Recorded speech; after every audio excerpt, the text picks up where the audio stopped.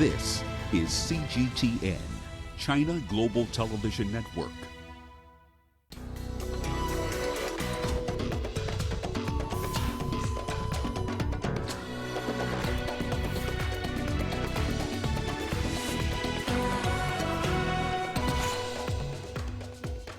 Egyptian security forces kill 144 militants in security operations in North Sinai. Thousands left homeless as floods and landslides hit several parts of Kenya. And confirmed coronavirus cases across the world now exceed 3.4 million. Hello and welcome. You're watching Africa Live. We're coming to you live from Nairobi. I'm Hannah Viviers. Here are my stories making headlines. Tanzanian president calls for probe over suspect coronavirus test results. And Russia reports a single-day record of over 10,000 new coronavirus cases. We begin in Egypt, where security agencies say 144 terrorists have been killed in a series of raids in North Sinai. The announcement of the latest operation followed the death of 10 army officers killed by a road bomb over the weekend. CGTN's Adel Ermouhi has the details. North Sinai has witnessed increased fighting as security forces intensified their operations there. 10 Egyptian armed forces officers have been killed in the worst road bomb attack reported in months. ISIL has claimed responsibility for the attack.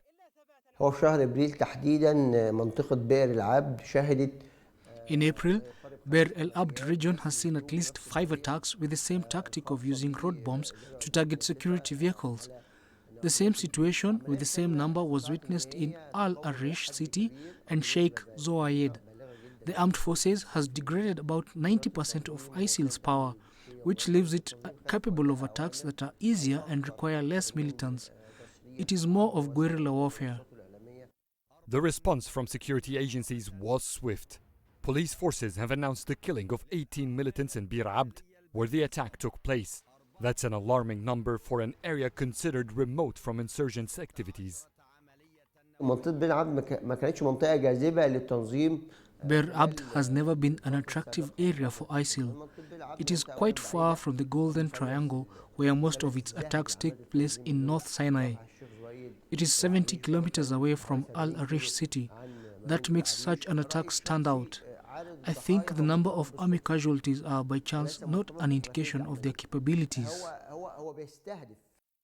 On Sunday, the armed forces released a statement about its recent counter-terrorism operations in Central and North Sinai. It says it has attacked 228 hideouts, destroyed 116 vehicles, as well as confiscated and defused some 630 improvised explosive devices. According to the Egyptian army, these figures are the outcomes of 36 operations. The military has lost 15 lives during these efforts while killing 126 militants, bringing up the total number of militants killed to 144, the biggest figure recently reported. Adel Mahroui, CGTN, Cairo. Close to 2,000 families have been left homeless in western Kenya after the river Nzoia burst its banks on Saturday. According to Kenya's devolution minister, Eugene Wamalwa, 116 people have lost their lives to the floods. Heavy rainfall has led to flooding and landslides across the region. Local residents have now been forced to carry their belongings away from submerged houses. 29 counties have so far reported cases of flooding. Things have been spoilt in here. For example, the fridge, deep freezer, and the cookers. Cooking pots have been swept away by the water, and we're doomed. I'm going to look for the nearest center so that I can keep my things safe. Considering the way the water levels keep increasing, we're bound to have more problems here. Well, let's now take a look at the latest COVID-19 figures. Globally, confirmed cases have passed 3.4 million. Nearly 250,000 people have died from the virus, but more than 1 million others have recovered. A third of the world's cases are in the United States, reaching 1.1 million. Nearly half of all global infections are in Europe. Spain has seen the most, with over 216,000. But Italy has had the most deaths on the continent. The United Kingdom has Europe's second highest death toll. It registered almost 5,000 new infections over the past 24 hours. Turkey's confirmed cases are now at more than 124,000. Across Africa, over 43,000 cases of COVID-19 have been confirmed. The continent has also recorded 14,704 recoveries and over 1,700 deaths. Kenya has recorded 30 new cases, even as the country moves to relax restrictions on hotels and restaurants. The country's education minister has also announced that schools will be opened as and when the government is satisfied that the situation is under control. Tanzanian President John Magufuli has announced plans to try the coronavirus drug that has been developed by Madagascar. Somalia has also recorded 51 new cases. In Tanzania, President John Magufuli has called for investigations into the workings of the country's national laboratory. This follows what he terms as questionable results after an exercise to test the efficiency of the institution.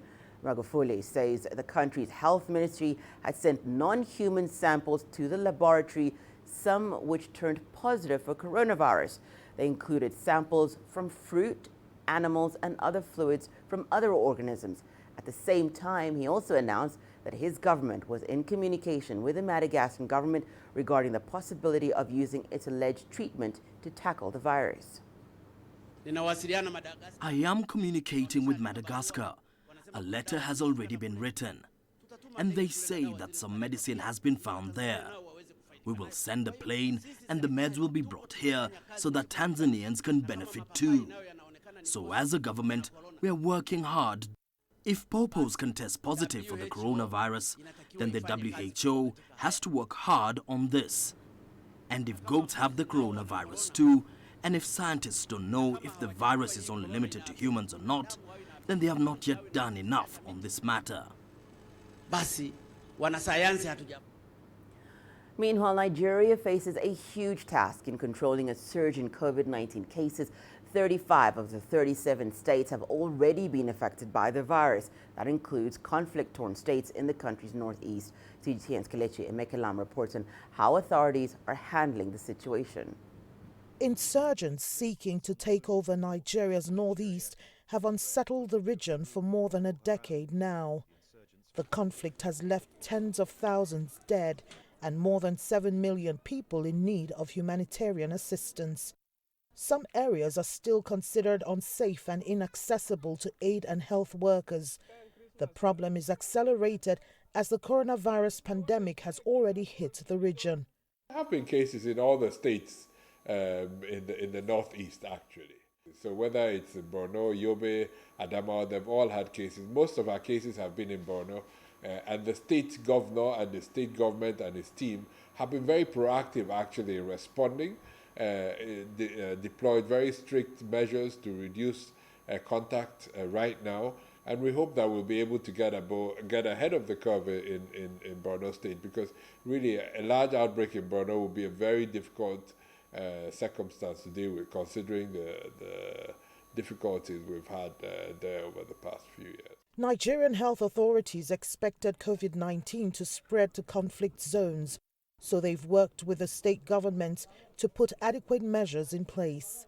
So in the last few weeks, we opened a lab in the University of Maiduguri in Borno State to support the testing for that region. And of course, since we've started testing in Borno, what we expected to happen is we're beginning to see more cases to focus. But we understand that there are unique circumstances in the northeast of Nigeria that makes it a really difficult area for us to deal with, but the perfect area for a virus to spread. And therefore, we'll be working with all our partners to make sure we can sustain a response in Borno. Many in the northeast are already facing deadly diseases like malaria, cholera, and measles. At single digits, the number of coronavirus cases in the region are still manageable. And with the healthcare system severely weakened by insecurity, a rapid spread of the virus would hit the region really hard. Kelechi Emekelam, CGTN Abuja, Nigeria. The Vice Chancellor of Ines Ruhengeri Institute of Applied Sciences in Rwanda, Hannah Viviers, says he greatly appreciates the prevention and control measures taken by the Chinese government. Viviers also praised China for sharing its anti-epidemic measures and experience with the international community. According to him, the pandemic requires the collaboration of countries around the world to fight it. Various nations around the globe are currently learning from China's experience in epidemic prevention and control and have achieved positive results. Viviers went on to say that China had made positive contributions to the global fight against the pandemic. For me, I was following through the media, and I could see that the measures taken by China were clear about the social distancing, the lockdown, the wearing masks, and the testing and the healing. This was commendable, and I think it was communicating enough according to what I could see. We are all citizens of the same village, the global village, and there is no way one can pretend to work alone in this context. And mostly with the experience of China to contain the pandemic in a so efficient way, it means China is commendable for the global fight against the pandemic. In news from outside the continent, Russia is reporting a single-day record of over 10,000 new cases and more than 130,000 total infections. Despite the surging numbers, Russian officials have indicated they could gradually lift lockdowns depending on the region. Moscow has more than half of the country's cases. Here's our correspondent, Julia Chapman, with more. Officials here are very concerned, but they do say that the reason the numbers are so high is because they've been carrying out such widespread testing. Russia says that it has carried out more than 4 million tests, although many of them will have been repeat tests for the same patients. That number puts it at the second highest testing level in the world after the United States. But there have been some questions raised about the accuracy of the testing. Many doctors have reported false negatives, and even Moscow Mayor Sergei Sobyanin, who is also heading up the country's coronavirus task force, says that around half of the patients in Moscow who are in hospital in a serious condition have tested negative for COVID-19 despite showing all of the symptoms. So there are still big questions being asked about what the real figures could be. President Putin last week called on the cabinet to start looking at easing measures. He wants those the kind of report on that and how it might unfold to be on his desk by Wednesday. Now, he's suggested that the current lockdown, what he calls a non-working period, because not the entire country is under lockdown. Moscow and many parts are, but the decisions have been left to be taken by regional governors because, of course, the situation is different in every region, and this is the biggest country in the world. But he wants them to start preparing for an eventual easing of the restrictions. As it stands, the non-working period is due to end next Tuesday on May 12th, but with the figures that we've been seeing over this weekend, it's very difficult to see how that's going to be possible. Well, we have some uplifting stories for you after the short break, including Burkinabe storyteller taps into social media to reach his fans. And Egypt's musicians entertain fans through online concerts.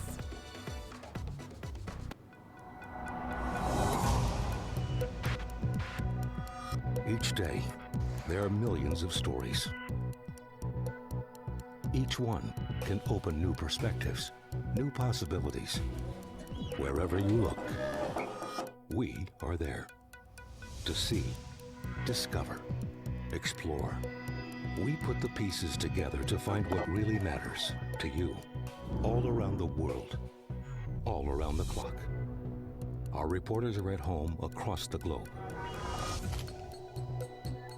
From our headquarters in Beijing and production centers in Washington, Nairobi, and London, China Global Television Network.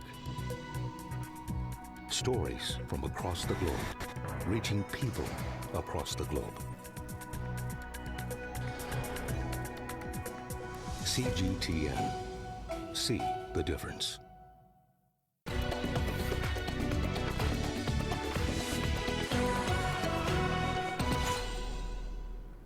Welcome back. You're watching Africa Live. Well, in Burkina Faso, during the ongoing curfew, a storytelling artist offers a live Facebook show every night for thousands of his fans. The aim is to help the population cope with the confinement. Here's CGTN's Wilkes Danyava with his story. From an illuminated platform in his house, Kientaga Gerard, popularly known as KPG, reaches out to his fans with different tales through Facebook. Storytelling is his call, and he uses Africa's oldest form of passing down history, that is oral literature. He resorted to this after the Burkinabe government imposed restrictions to curb the spread of coronavirus. As soon as I learnt about the introduction of restrictions by the government, I told myself that as an artist, I have to participate in preserving history.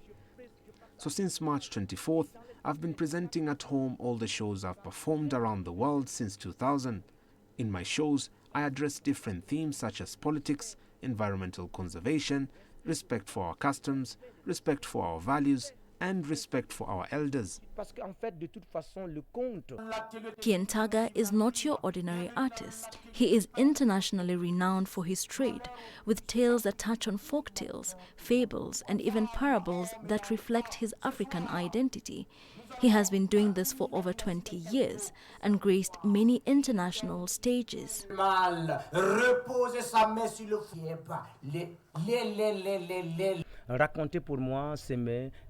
Telling the story for me is to pass down what doesn't belong to me. There are so many stories that are buried inside us. These stories need to come out. No story can be confined. Today I keep in touch with this audience that follows me all over the world, from Canada, Tahiti, Guyana, Europe, the Middle East and Africa. So it's a real pleasure to stay in touch with my audience. Human beings learn a lot through metaphors and great stories, and a story well told can only be confirmed by the listener, who is king. KPG shows are very essential and enriching for us. Since the beginning of the confinement, every evening we follow him with a lot of interest because his stories teach us a lot about our culture.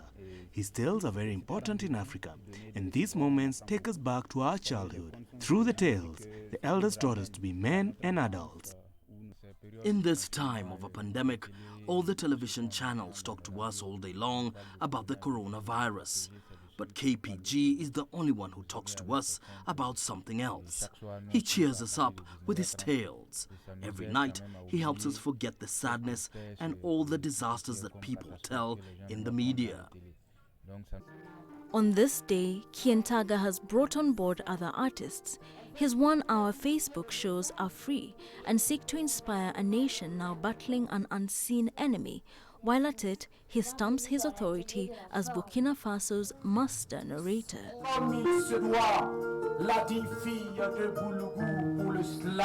Wilkes Danyava, CGTN.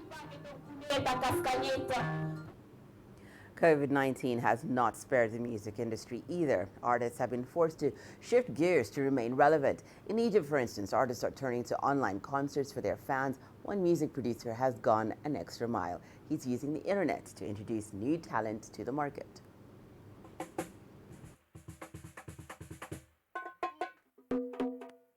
The countdown to the show has started. Two young singers are about to present their first live concert. Music producer Hannah Viviers is giving them his last advice before they go live.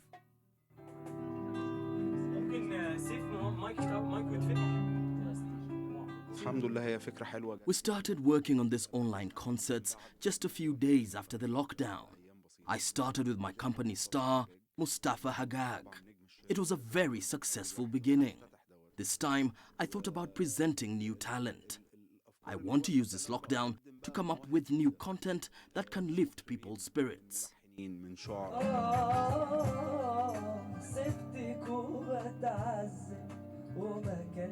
As a young child, Saif's first single had a national success. It paved his artistic career. If it weren't for COVID-19, this might have been a live show attended by thousands.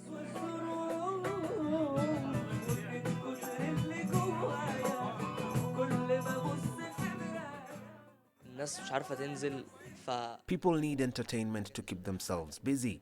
This is the second online concert we are presenting. For me, it's also entertaining. I've been staying at home, and this is the second time I'm performing this way. I am relieved that there's something that can keep me busy. For Taha, this is his first singing experience ever.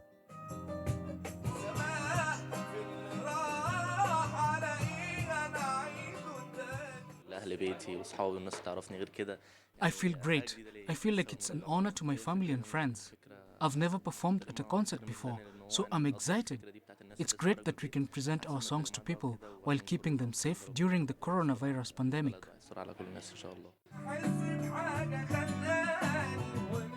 These online concerts present opportunities as well as challenges for upcoming artists.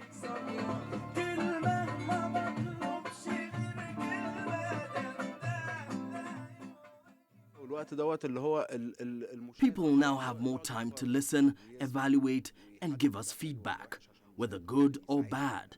That helps me a lot, because fans play a big role in a musician's success. With common breaches to copyrights, singers in Egypt rely mainly on concerts for income. Performing online might bring some income from advertisements, but it will never compare to the energy they get surrounded by live audience. Adel Mahroui, CGTN, Cairo. Some sport action after the break. Here's a highlight. Tunisian star handballer Asma El Haoui is keeping fit at home during the lockdown. Images may appear to be identical, but looks can be deceiving. The difference is not always obvious. It has to be discovered. There are always different sides to a story. We put the focus on the details. To see more, to understand better. CGTN. See the difference.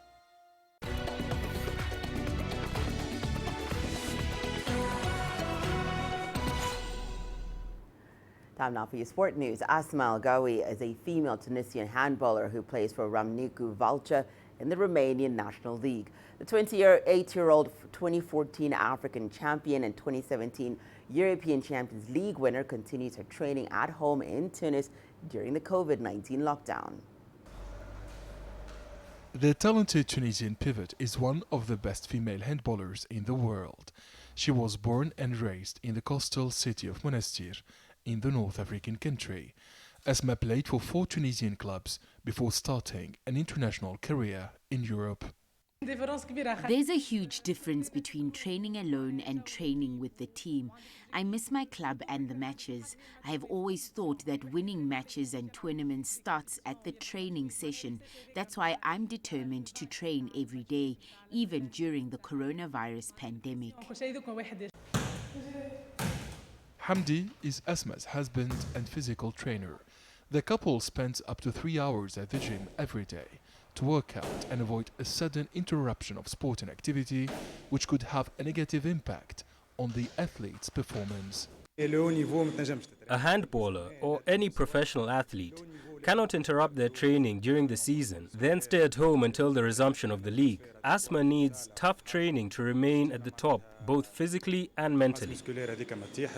Asma is proud of her achievements as a Tunisian, Arab and African handballer, winning the 2017 European Champions League trophy and the 2019 European Cup title, as well as the 2014 African Championship, remain the best moments of her professional career. I still remember the joy and the glory of finishing first and winning the prestigious titles. When you're on top even once, you want to remain the best. That's why I still dream and work hard to win the European Champions League again with my club. The champion has inspired a new generation of female who view Asma as a national icon. Young girls here are training hard to play and perform as good as Asma on domestic and international courts.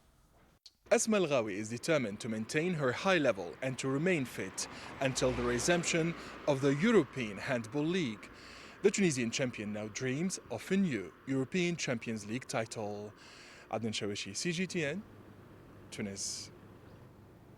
In athletics, Kenyan middle distance runner David Rudisha says a delay to the Diamond League season as well